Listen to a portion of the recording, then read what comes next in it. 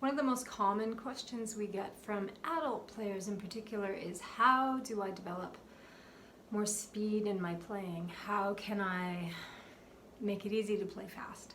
And that's a kind of a complicated thing to answer because there are so many factors that have to work together in order for us to be able to play quickly. So we always come back to posture.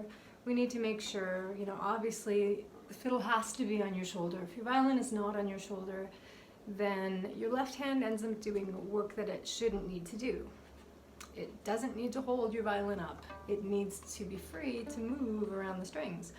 So correct posture, depends on having the right chin rest, having the right support system on the back of your instrument, whether that be sponges or a shoulder rest or whatever works for your specific body type. Assuming that we've taken care of the posture issue, the next thing that we really need to work toward is having really tension-free playing. So being able to just be effortless, not feeling like we have to squeeze in any way with our left hand, not feeling like we have to squeeze in any way with our bow, not squeezing with our hand.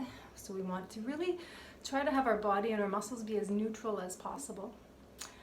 And really that comes down to having a light touch with our fingers. When our fingers land on the strings, we should feel the vibration of the strings beneath the fingertip. If we can't feel that vibration, it means that we're pressing too hard, and that is going to slow us down, bottom line. So there are a whole host of other exercises that we do in order to develop, first of all, great posture, good support of your instrument, and then tension-free playing, completely neutral muscles, to help us to be efficient when we move our fingers and our bow. I feel like the final really important piece of the puzzle is having a good connection between the bow and the strings. So, with my 3-year-old students, I don't ask them to put the bow on the string. I ask them to give the bow to the string. And you can see what happened to my bow hand there.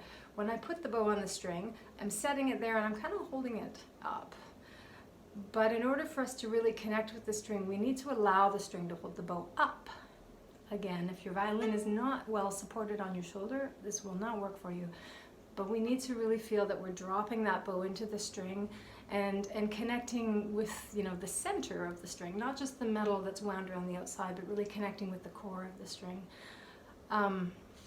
You can't bow quickly and you can't bow smoothly if you're holding the bow up, because that involves this.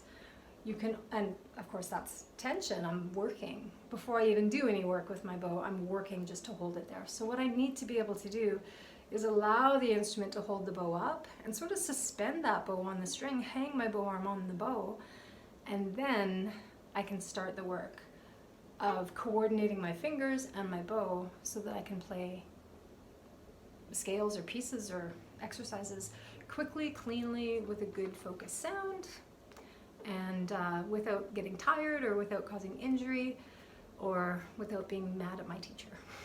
So in the next video we'll talk about some exercises you can do to actually develop, once all of these things are in place, to develop a faster tempo in your playing.